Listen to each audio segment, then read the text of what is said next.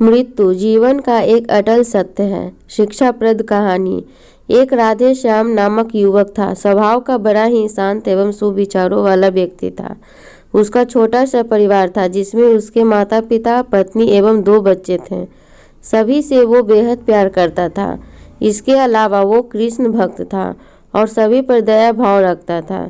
जरूरतमंद की सेवा करता था, किसी को दुख नहीं देता था। उसके इन्हीं गुणों के कारण श्री कृष्ण उससे बहुत प्रसन्न थे और सदैव उसके साथ रहते थे। और राधे श्याम अपने कृष्ण को देख भी सकता था और बातें भी करता था।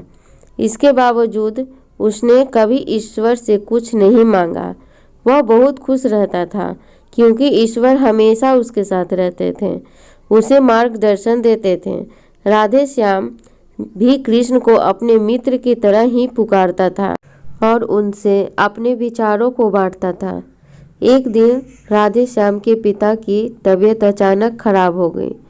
उन्हें अस्पताल में भर्ती किया गया।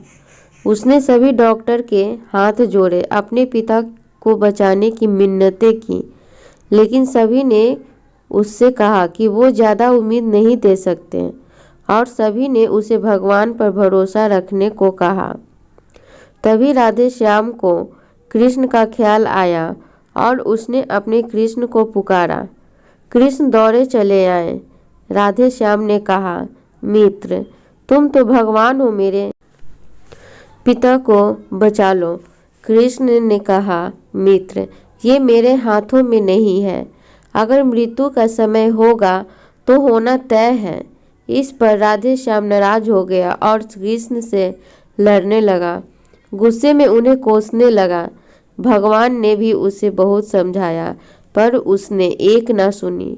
तब भगवान कृष्ण ने उससे कहा, मित्र, मैं तुम्हारी मदद कर सकता हूँ, लेकिन इसके लिए तुम्हें एक कार्य करना होगा। राधे श्याम ने तुरंत पूछा, कैसा कार्य? कृष्ण ने कहा, तुम्हें किसी एक घर से मुट्ठी भर ज्वार लानी होगी और ध्यान रखना होगा कि उस परिवार में कभी किसी की मृत्यु ना हुई हो।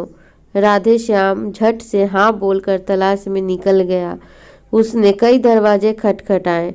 हर घर में ज्वार तो होती, लेकिन ऐसा कोई घर नहीं होता जिनके परिवार में किसी की मृत्यु ना हुई हो। किसी का पिता, किसी का दादा, किसी का भाई, माँ, काकी या बहन। 2 दिन तक भटकने के बाद भी राधे श्याम को ऐसा एक भी घर नहीं मिला। तब उसे इस बात का एहसास हुआ कि मृत्यु एक अटल सत्य है। इसका सामना सभी को करना होता है। इससे कोई भी नहीं भाग सकता। वो और अपने व्यवहार के लिए श्री कृष्ण से क्षमा मांगता है और निर्णय लेता है जब तक उसके पिता जीवित हैं उनकी सेवा करेगा। थोड़े दिनों बाद राधे श्याम के पिता स्वर्ग सिधार जाते हैं। उसे दुख तो होता है, लेकिन ईश्वर की दी उस सीख के कारण उसका मन शांत रहता है। दोस्तों, इसी प्रकार हम सभी को इस सच को स्वीकार करना चाहिए कि मृत्यु एक अटल सत्य है। उसे नकारना मूर्खता है।